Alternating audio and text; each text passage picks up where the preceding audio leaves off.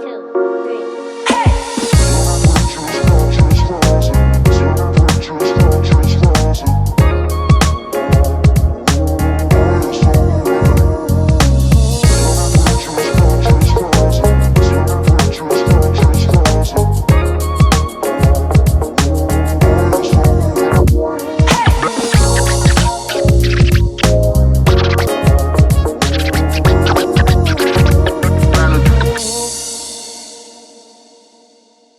Addiction is not just a chemical imbalance, okay? Addiction is really hardwired to habits and behavior and memory, all sorts of very complex things that are in the brain. And there's one psychedelic, which is called Ibogaine, which is now being used in Mexico primarily for veterans with PTSD and traumatic brain injury, as well as addictive behaviors. And it's a big journey. It's sometimes a 24-hour or a 36-hour journey, and you are having at least two weeks of integration following this journey in these places. But a lot of people are finding a lot of relief from things that modern medicine has no way to really address. Welcome back to the Transform Your Mind to Transform Your Life radio, podcast, and television show. I'm your host, Life Coach Renee Young, and sitting in the guest chair today is Joe Dolce. And Joe and I are going to be speaking on the topic Modern Psychedelics, Mindful Exploration in Mental Health. Welcome, Joe. Hi, Myrna. Thank you. You're very welcome. All right. So let me ask you guys a question. Have you ever felt stuck inside your own mind? Like you've done the therapy, read the books, prayed the prayers, changed the habits, and yet something deep inside still feels unresolved? For decades, psychedelics were pushed to the fringe, misunderstood, stigmatized, dismissed. But today they're moving into mainstream conversations around mental health, trauma recovery, and neuroplasticity. And with that shift comes hope and hype. So how do we prepare science from essentialism, healing from escapism, transformation from trend? My guest today, Joe Dolce, is not an evangelist. He's not a prohibitionist. He is an investigative journalist who stepped into this world reluctantly and came out with a balanced, evidence-based perspective on what psychedelics can and cannot do. In this conversation, we're exploring mindful exploration, what it really means to approach healing responsibly, what the science says about breaking mental patterns, and why integration may matter more than the experience itself. So if you've ever wondered whether there are new pathways to healing, especially when traditional approaches haven't fully worked, this episode is for you. So let's transform your mind. All right, so let's dive in. So Joe, you describe psychedelics as non-specific amplifiers. What does that mean, and how does that explain their potential across conditions like depression, PTSD, and addiction?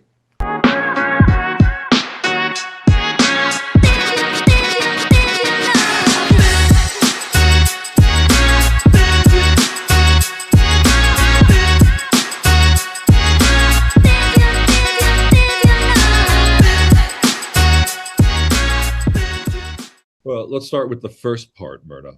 Non-specific amplifiers basically means that psychedelics aren't imposing anything on the mind, but they're amplifying things that are already in the mind.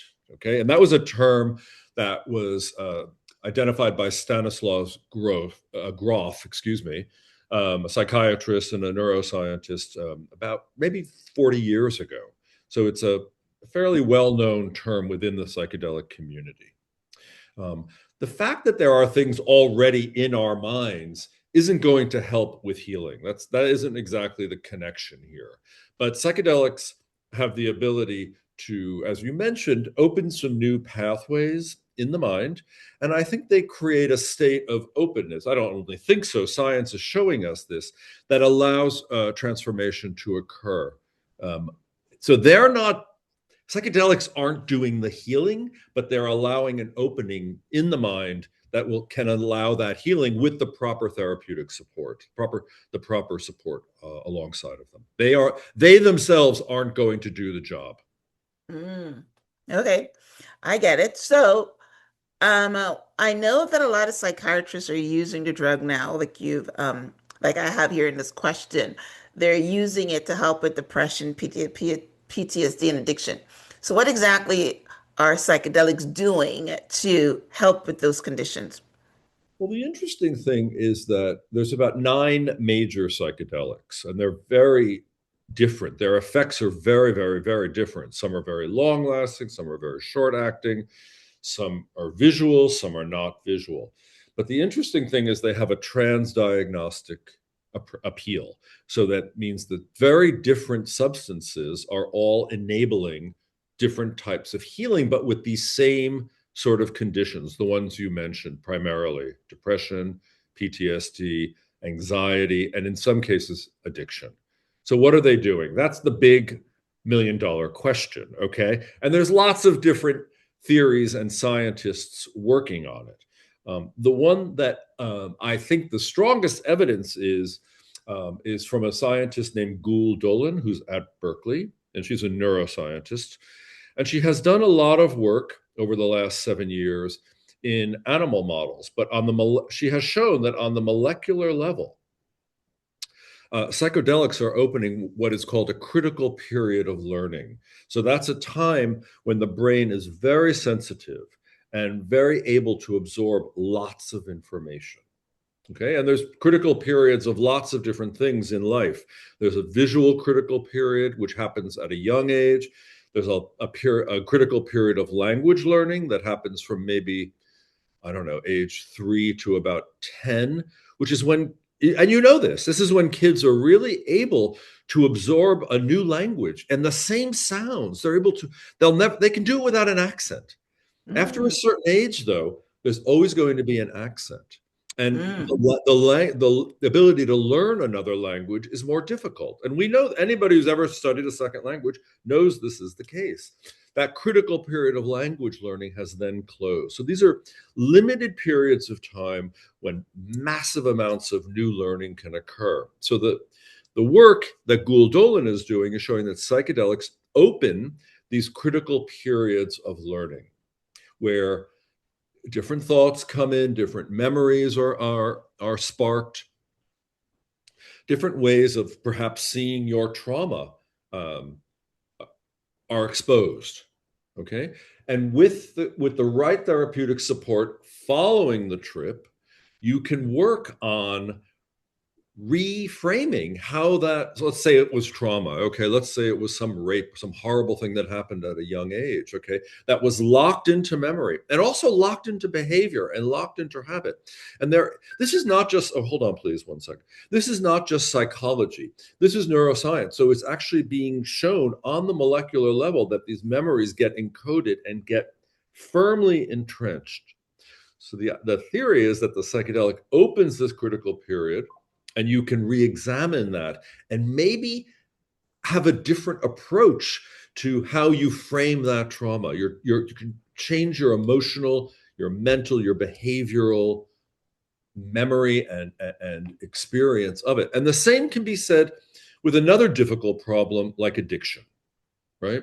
Addiction is not just a chemical imbalance, okay? Addiction is really hardwired to habits and behavior and memory, all sorts of very complex things that are in the brain. And there's one psychedelic, which is called Ibogaine, which is now being used in Mexico primarily for veterans with PTSD and traumatic brain injury, as well as addictive behaviors. And it's a big journey. It's sometimes a 24-hour or a 36-hour journey. And you are having at least two weeks of integration following this journey in these places. But a lot of people are finding a lot of relief from things that modern medicine has no way to really address. So it's quite amazing. Quite amazing. Have you ever heard of Ibogaine? No, but the one that I've heard of is ayahuasca. That's a psychedelic, isn't it?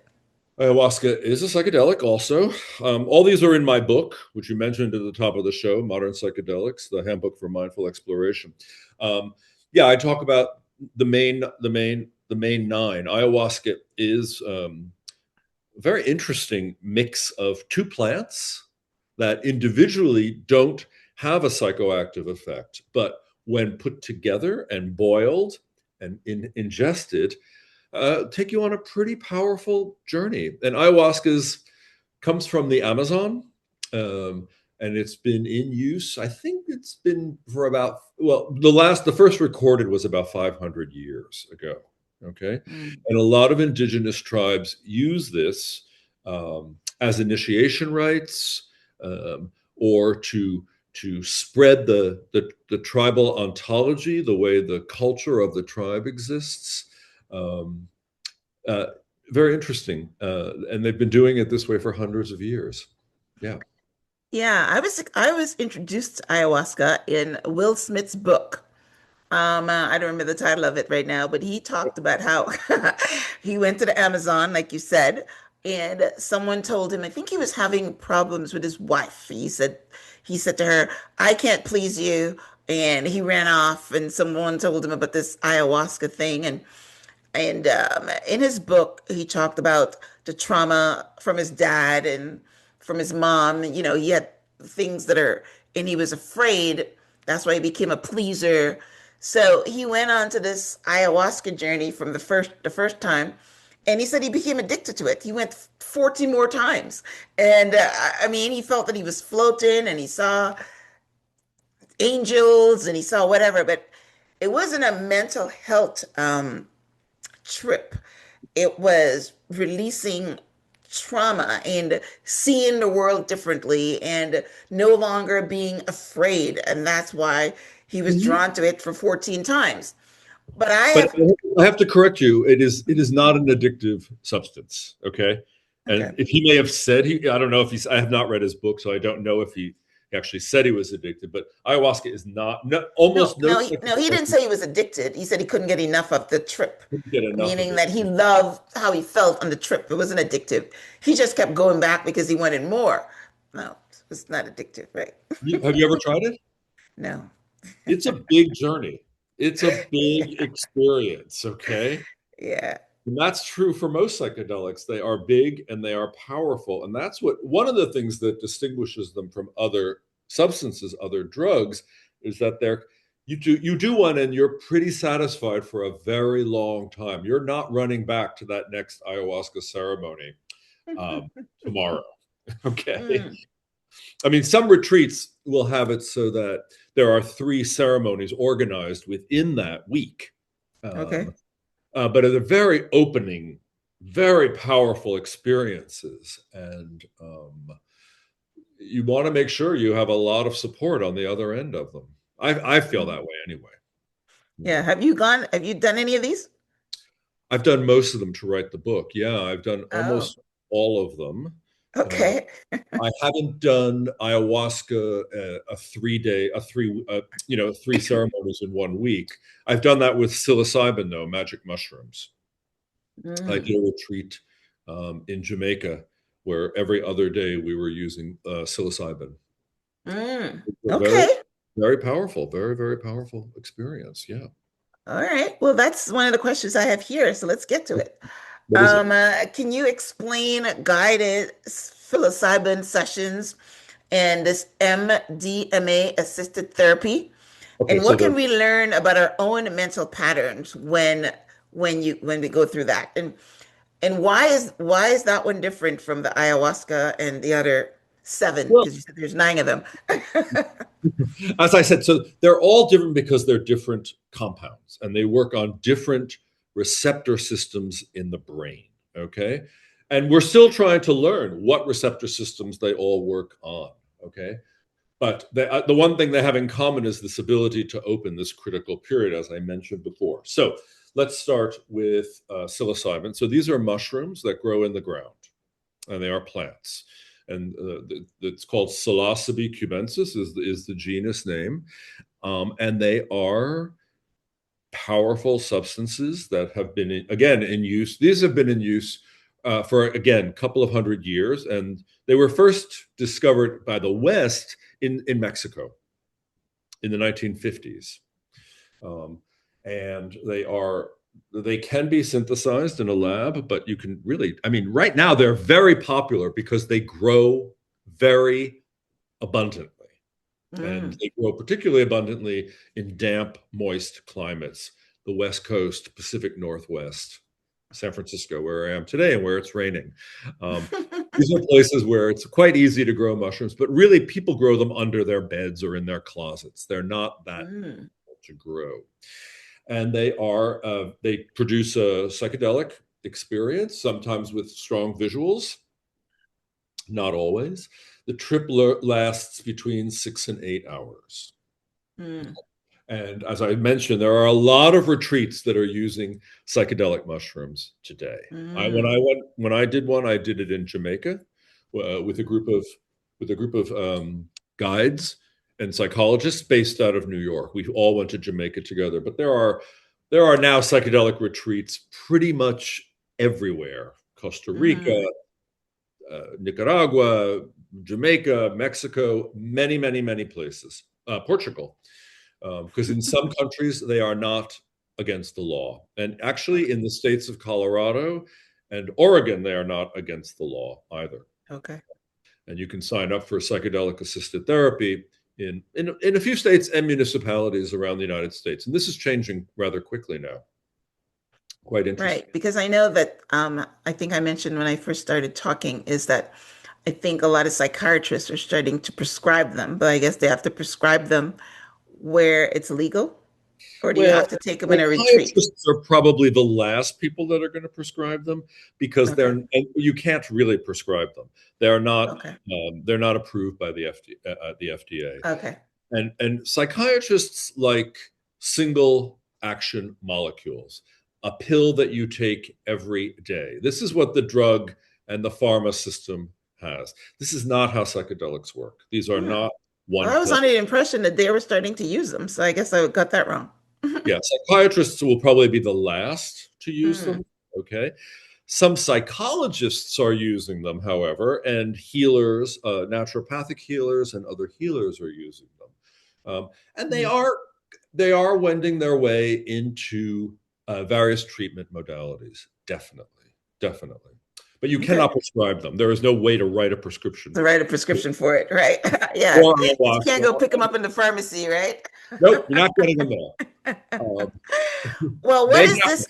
What is this MDMA assisted therapy? What's that about? MDMA is a really interesting molecule. It was first discovered in 1912 to stop, I think, blood clotting. I may have that wrong.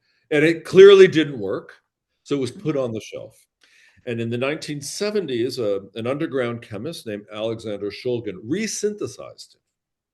And he was a very interesting chemist because he had a group of friends who would try these substances out. And when they tried MDMA, they thought it was pretty amazing because it increases levels of empathy in humans, okay? So when they tried it in the 1970s, a lot of psychologists got very interested in it and started using it in group therapy.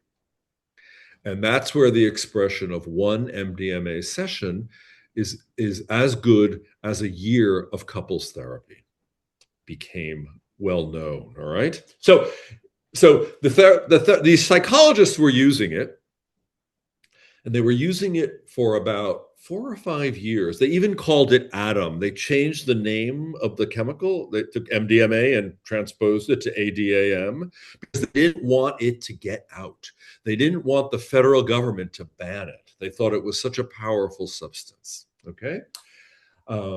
Anyway, of course, and it did get out. It got into the club scene because, hey, anything that makes you empathetic and creates feelings of love and connection is a very powerful thing.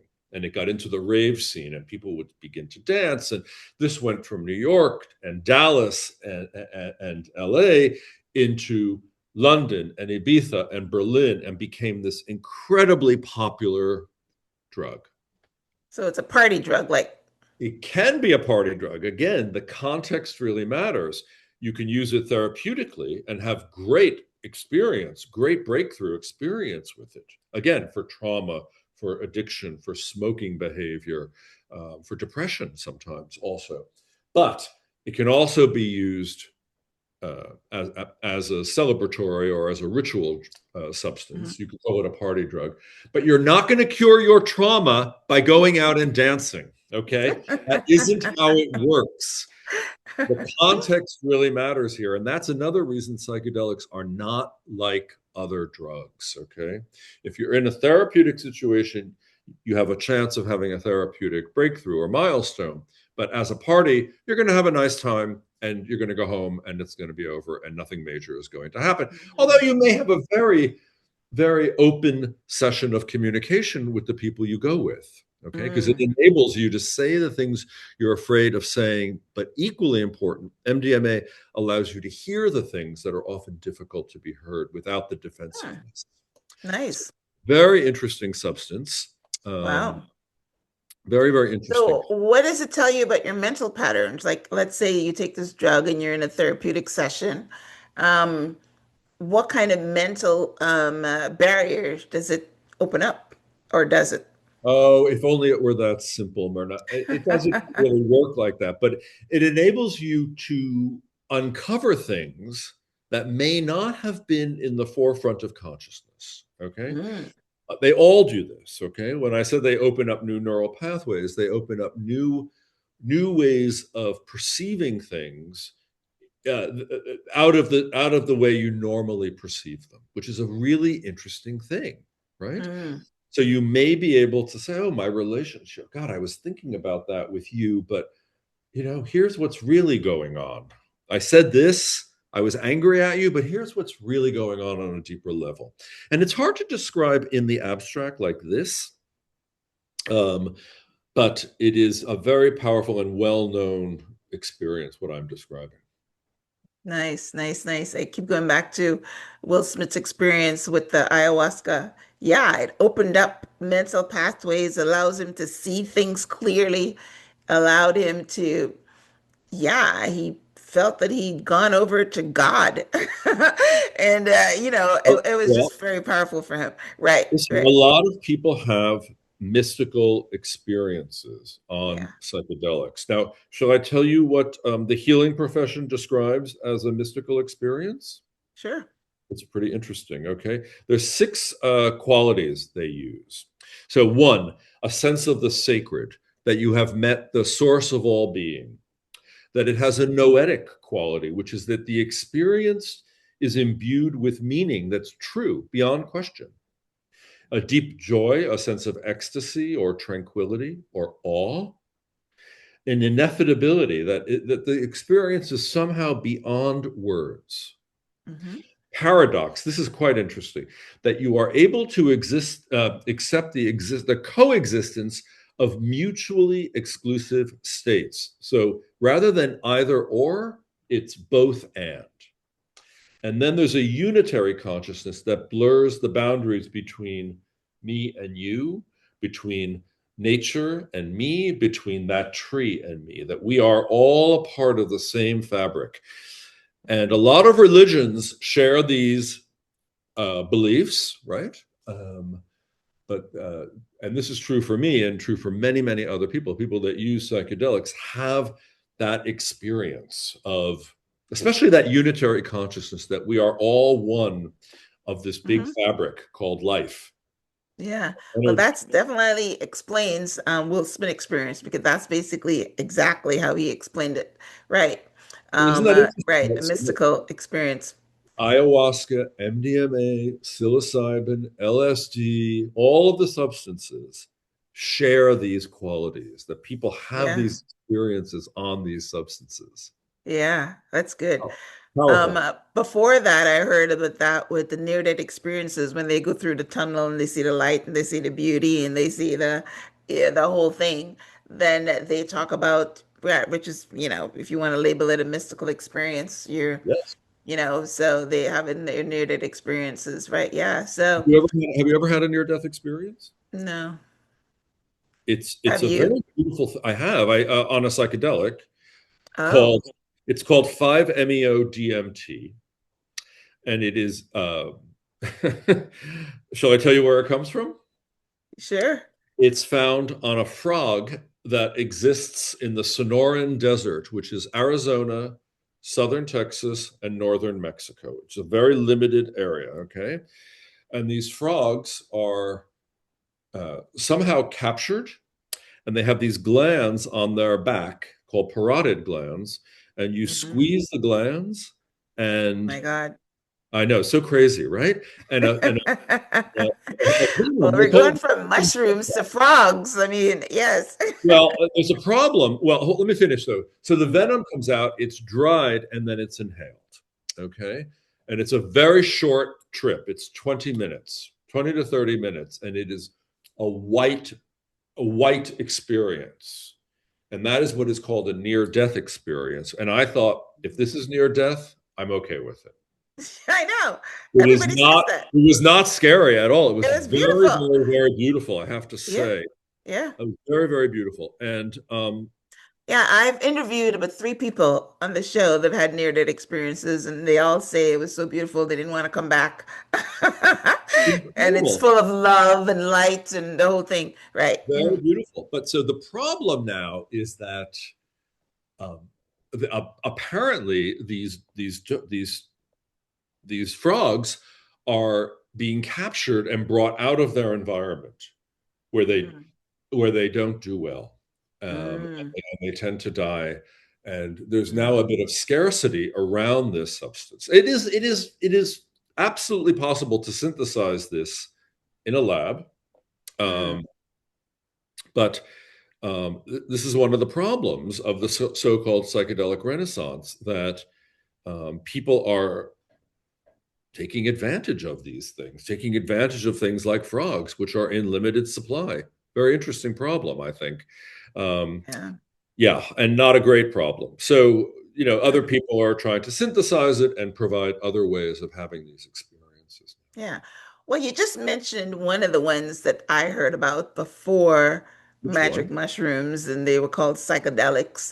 It was LSD. Now, LSD. I always thought that LSD was it was a hallucination drug, but it was basically what like cocaine or heroin.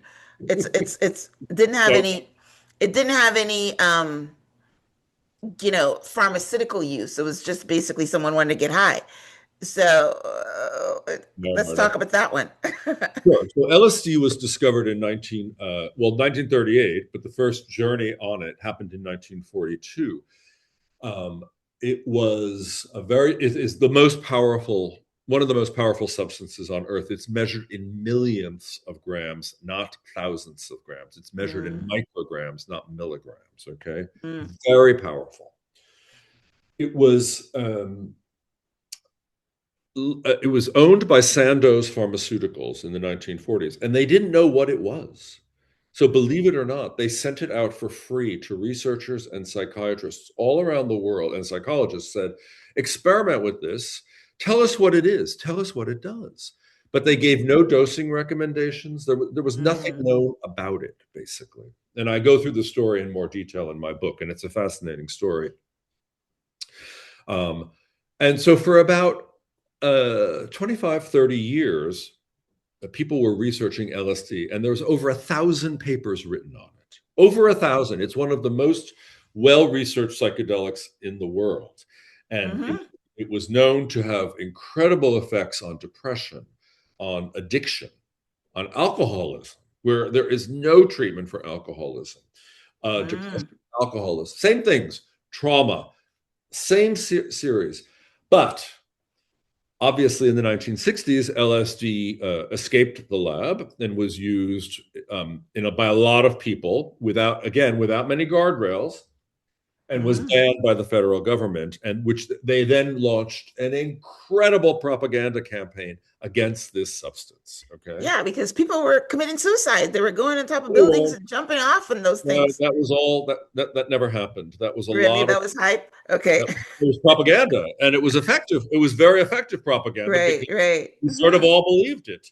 Mm. What was happening in reality is that people were using it at doses far greater than they should have been using it. Mm. And everybody was using it. So if you have, look, one thing about psychedelics, I have to say, if you have a history of schizophrenia, bipolar disorder, mental disturbance, you should really not be using psychedelics. Oh, Okay. really? I thought that's why you use them to Under heal that. therapeutic conditions, Okay, maybe, right. yes, Got you. but not on your On own your own, going, right. Got you you. know, you're too unsupported. Okay. Mm. You really need that support. You also need to know what dose you're taking, and you need to Right, be, if you're not stable, it's not a great idea. It's really right. not a great idea if you're doing it out on your own. Okay. Without support, it doesn't make sense. It's like any pharmaceutical. Of course.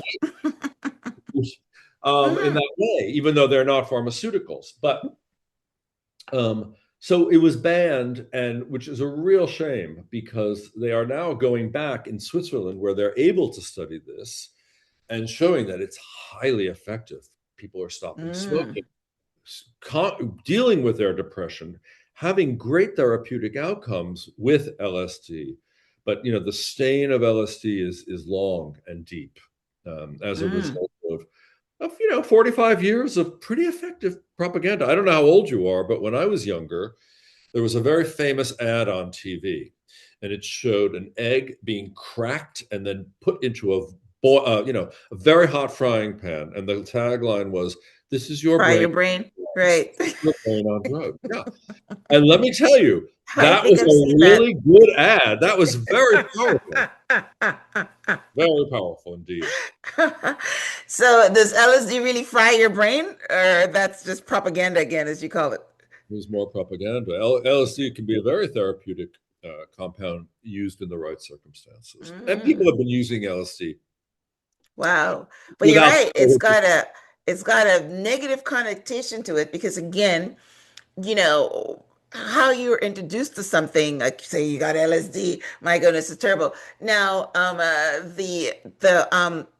the one in ayahuasca has got a good connotation. Nobody talks bad about it because they're saying it's a really good journey. You go to the Amazon and and Yes, it's and you've all got somebody comforting. that's there for you and all that stuff.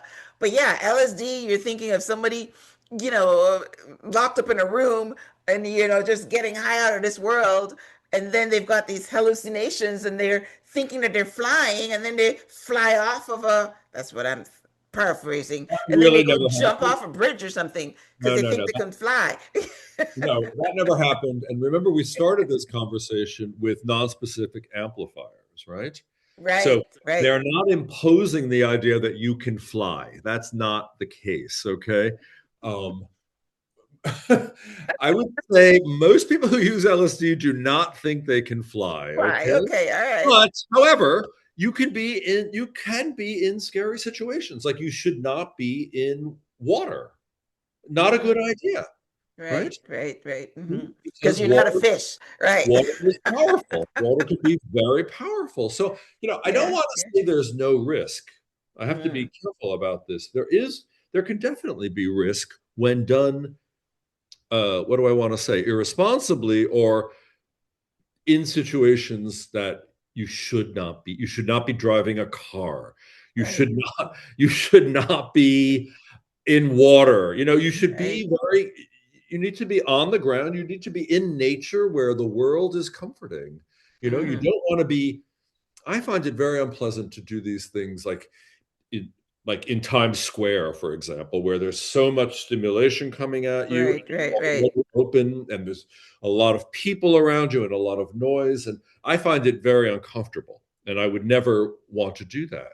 And that's the problem is people think we don't have a lot of education about how to really use drugs in our society, right?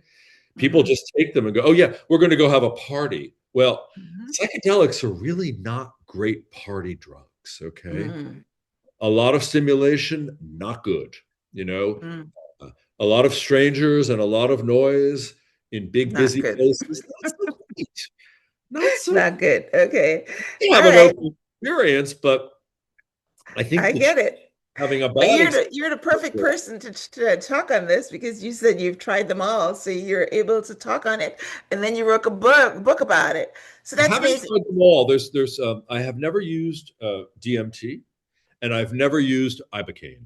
Ibogaine is this big Is substance that that comes. one of the nine, or that's outside the Yes, nine that you yeah, talk it's one about? of the nine I cover in the book. Okay. Okay. Ibogaine is fascinating, though. It comes from West Africa, from Gabon and Cameroon in West Africa. It's a very unique climactic zone. Okay, very Is this unique. a mushroom again?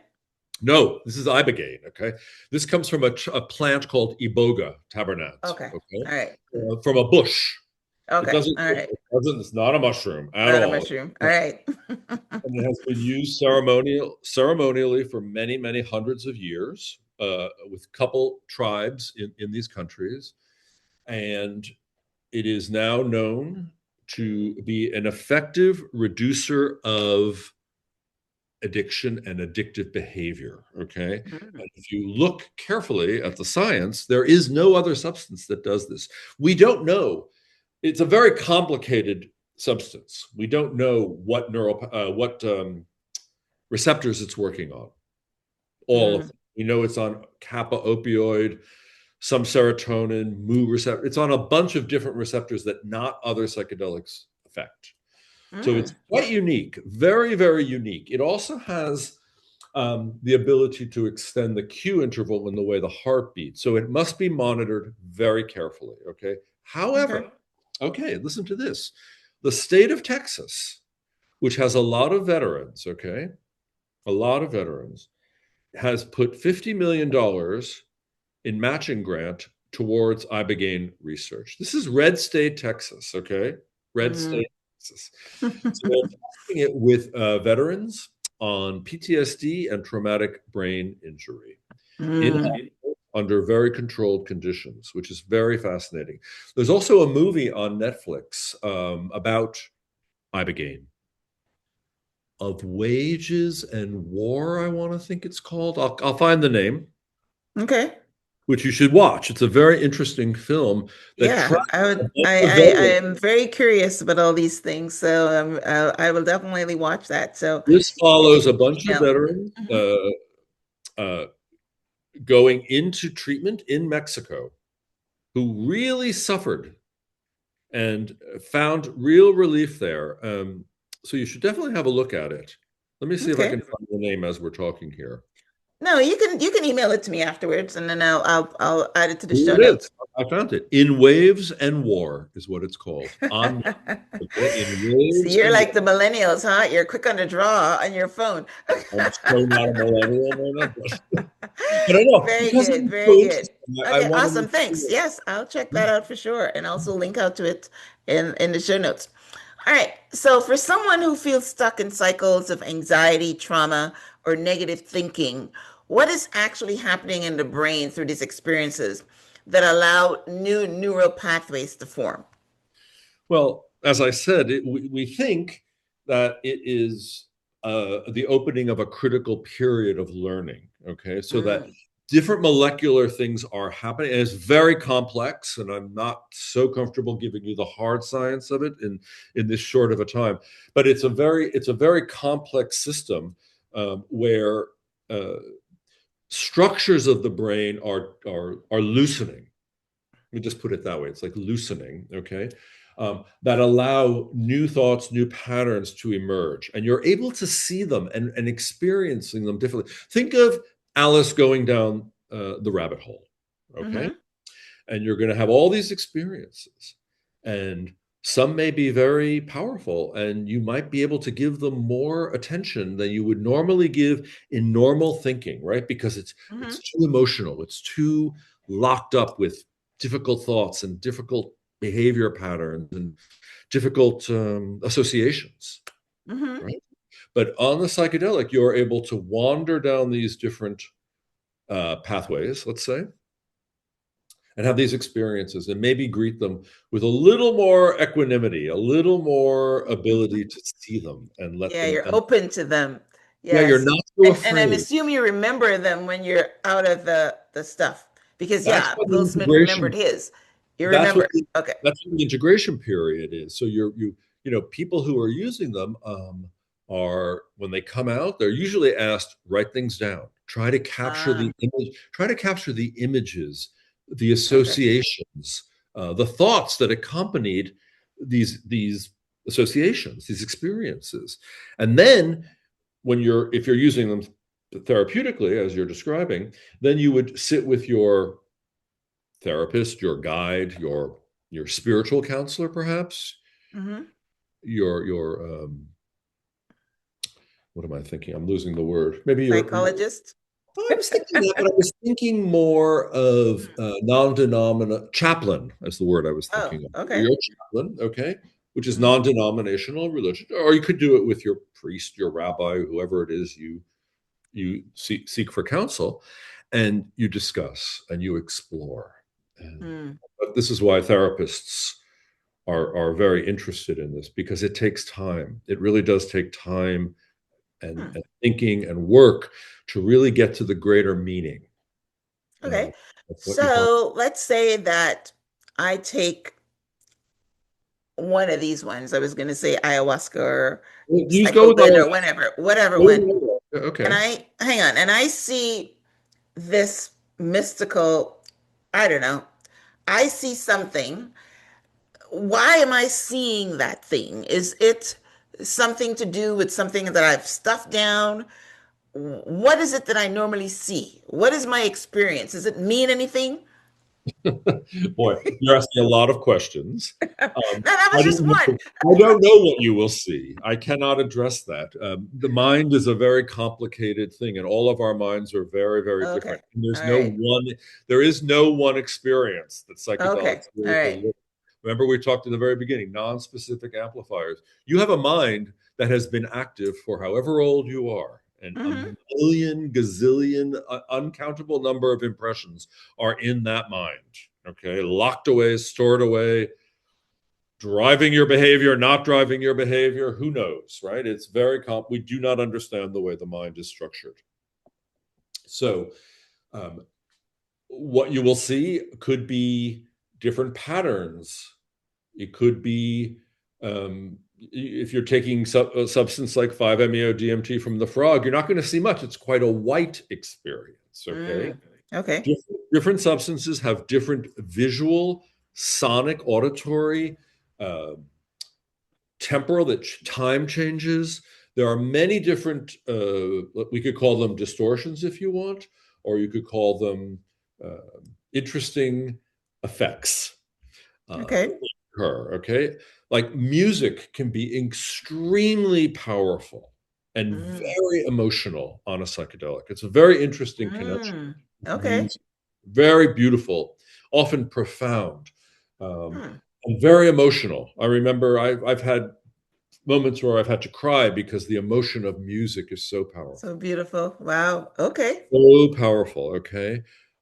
And not Mm. only music, it may not even be music that you love. It may be a completely different type of music. It could be Hmm. like you may love pop music, but sometimes classical music can really touch you, really Well, move I'm you, sure.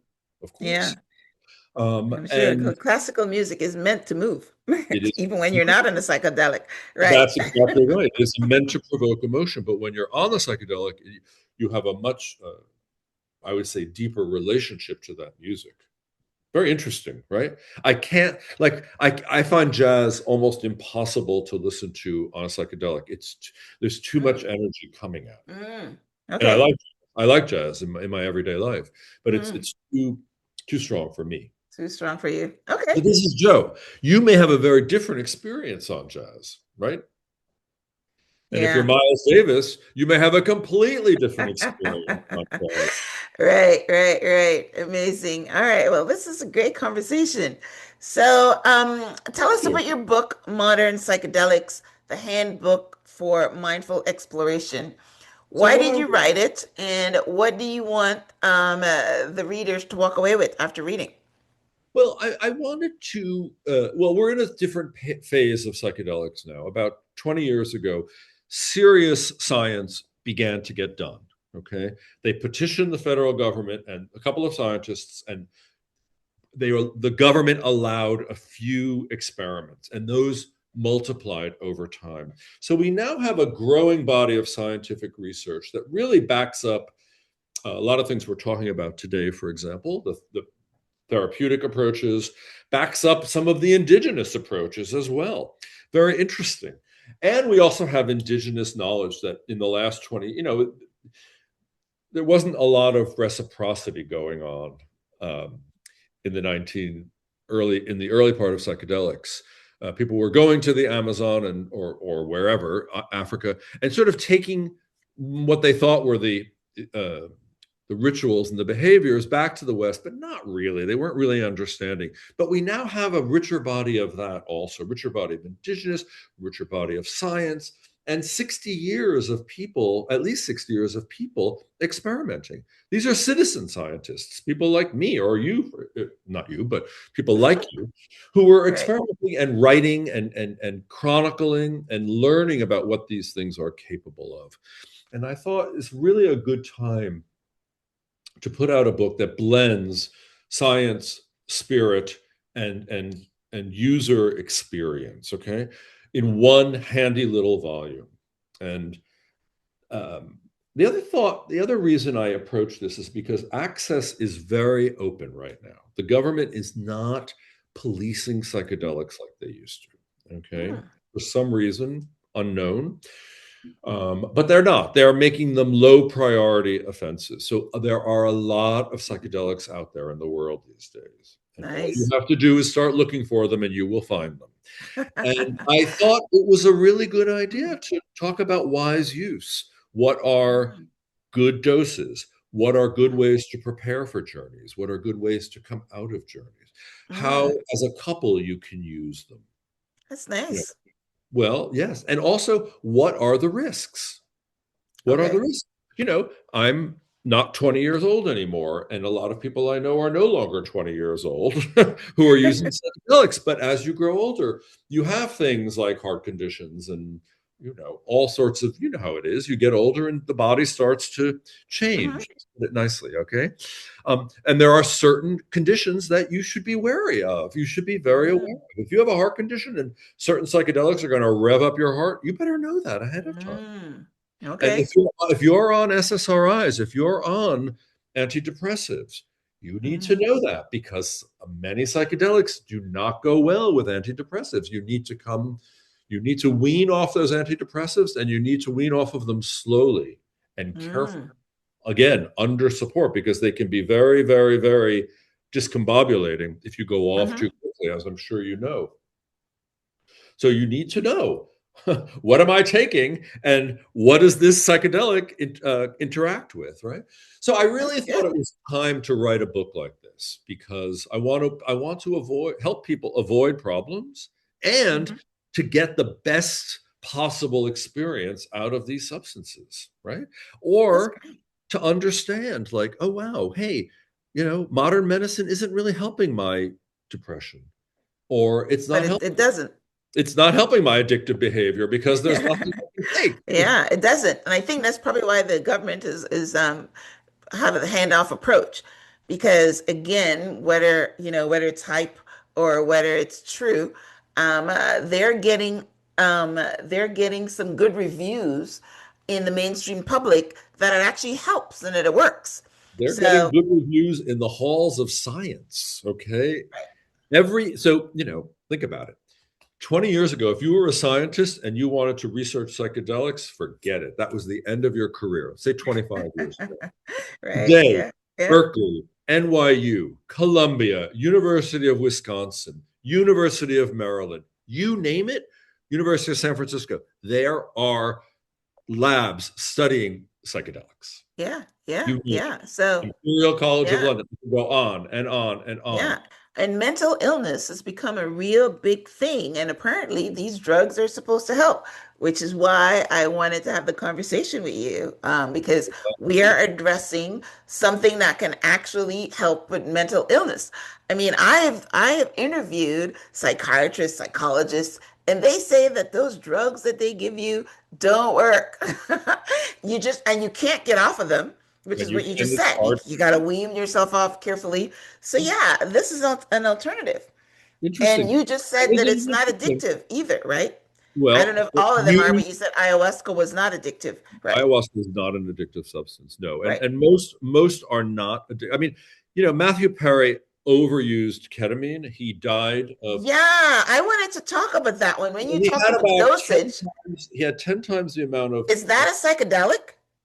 Ketamine is a psychedelic. It's also Oh, known really? I did not as know a, that. as a dissociative. But he was prescribed it. I thought you said that they didn't prescribe it. He was prescribed it by So a doctor. ketamine is a Schedule 3. It's the only psychedelic that is Schedule 3, and it can be Mm, used because it's been used in hospitals since 1962 as an okay. anesthetic. Okay? It's a very safe drug used properly. He had 10 times the amount he should have had in his system, and he was in a He hot was in tub. water. He was in a hot tub, which is raising your blood temperature and not your blood pressure. And he was also on other drugs that are Mm, anti-addictive drugs. Okay, he mm, was he was a pharmacy of wow. substances that should have never been put together in To a put body together. in a Wow. hot tub. Wow. Okay, Yeah, like you said, you don't go in water, right? But no, I'm thinking swimming, especially not but in you're hot right. He was in water. a hot tub. Same thing. Yep. Yep. So Yep. his doctor has actually been indicted for Yes. over and over prescribing Yeah, I for him. think I saw that recently. Right. It was a Right. very very terrible circumstance that he Yeah. was that he found Okay. in. Well, Um, I'm glad we ended with that one because people can actually relate. So tell us where we can pick up a copy of your book, tell us your website, tell us your social media handles for anybody that wants more information on this fascinating subject. Thanks, Myrna. The book is called Modern Psychedelics, as you said, the Handbook for Mindful Exploration. It's on Amazon. There's an audio book. You can ask in your local bookstore. It's around. There's also a Substack, also called Modern Psychedelics, that you can subscribe to. It's free, where I try to extend certain topics I dealt with in the book. I interview other people or the same people. You can hear great interviews on it. Um, and those are really the two places you're going to find it. You can also find me on LinkedIn. I'm Joe Dolce, Dolce. You can find me on Instagram at Joe Dolce. Those are my handles. Those are mostly where I'm posting. Come visit, ask questions, buy the book. And if you buy the book, same to you, Myrna, give me a review on Amazon. The mainstream press does not want to know about a book about how to use drugs mindfully. Okay, they're not that interested. Yeah, yeah. I Okay, would for sure. appreciate any feedback you can offer. Sure, Yes, sure. Yes. It sounds like a real great thing. Um, I didn't mention it earlier, but I interviewed a gentleman that had the Muscaria mushrooms. sure. You know that one? Right. I know it. Um, yes. You sorry? I've never used Ananita muscaria. I've never used it. Yeah. Um, it's another mushroom. It's a psychoactive mushroom. It's Yeah, he not said it's not a psychedelic. It's a psychoactive. Right. Yes. psychoactive. I don't think it's quite the psychedelic. It doesn't land in that category for some Right. reason. I don't know why. I just don't know it that well. So I'm not Right. familiar. Right. What did So he? What? yeah, I will actually when I air this episode, I will put those two together so people can see, both of them. I like that because, I started doing themes now. So that's amazing. Right. Yeah. So what I found exciting about the Amascaria mushroom is that he said it can help people with gamma addictions, which is alcohol and I don't remember what else, but I remember the alcohol part of it. So that Well, was that was great. I just want to be clear. Again, I'll Mm, say this: you cannot just take a psychedelic and fix yourself and fix your mm, illness. Okay, you mm. need support. You need therapeutic support. I just have to be clear about that, How about okay? that? Right, right. Otherwise, we would have a very healthy world where everybody's happy Right, and there's no right, depression. right. Okay, Well, let's that's just be good to put honest. that disclaimer in there. Right. You need help with that. Right. You Okay. need the support. It's the Right. Hmm. way these things work. And I explain this in great detail in the book, which is why Okay. it's, I think, worth reading the book, Hmm. as to how that's really effective. Yeah. That's amazing. Well, your book sounds amazing, and I like the title, "A Handbook for Mindful Exploration," because it sounds like it is a great handbook and guide. It is. It's All also a right. beautiful. Did you like the cover? I mean, it's a beautiful book. Did you see what they Yeah. did? Yeah. Yeah. Yeah. They Yeah. did a It's very beautiful very book. nice book. Right. And of course, I'll link out to it on the show notes. Thank All you. right. So as we wrap up, what I really appreciate about this conversation is the balance. Not the hype, not the fear, but thoughtful exploration. Because healing is not a shortcut. It is not a single experience. It's one, it's not one breakthrough moment. It's preparation, it's intention, it's integration. So, whether or not psychedelics are ever part of your journey, the deeper message here is powerful. Our minds are not fixed, our patterns are not permanent. Neuroplasticity reminds us that change is possible, but responsibility is required. If this conversation resonated with you, share it with someone who may be researching for hope, especially someone who feels stuck in cycles that they can't break. And as always, remember, transformation isn't about chasing experiences, it's No. about doing the inner work. So, Joe, here's where you might have any last words for our audience. If they want to go try solid psychedelics, reading your book, what's your last words? Well, first of all, I love what you said about chasing experience. I think it's not the way to go. I think, have a have a powerful experience, but make meaning from it. Okay, do the work to get to the meaning. And I would say, look, do your homework. If you're going to start with psychedelics and you're inexperienced, read my book, read other books, read things, talk to people, learn before you just put something into your body that can be very destabilizing. It can be destabilizing in a great way, or it can be destabilizing in a difficult way. And Yeah. be prepared. I think that's the way to go, huh? Yeah, I love that. Yes. Don't just say, what I can't believe in the movies, somebody would just walk up to someone and says, "Hey, take this pill." And then they take the pill and they have this really bad experience. I'm thinking, who is just going to take a pill and pop it in your mouth? It's the A same lot of thing. people do. I know, you don't go to a party and someone says, "Oh, take this LSD," and you take it and then you're, whatever. Yes, be prepared, read a book, understand what you're doing before you go just take a pill. Or I don't even know how you take these things, whether it's a pill Well, you or take it in very different forms. There's a lot to talk about, Myrna. We have many things to discuss, but thank you for this. Appreciate it very much. thing. Yes, so do your research, and that's what Joe's book is all about. And this was a great conversation. Follow him and learn more. So all right, so thank you guys for tuning in to this week's episode of the Transform Your Mind to Transform Your Life podcast. We were talking about psychedelics today. Thank you, Joe, for being on the show. Thank you for giving us statistics and all the information about these drugs. And of course, if you want a little hour-long conversation, this is just to whet your appetite. If you want to learn more, go pick up a copy of Joe's book. I will link out to it from the show notes as well as from my website, which is myhelps.us. So you can just head over there and pick up a copy of, link out to the book. So until next time, thank you, Joe, for being on the show.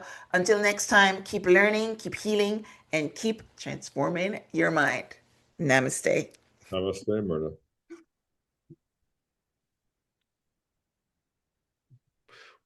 When will you publish?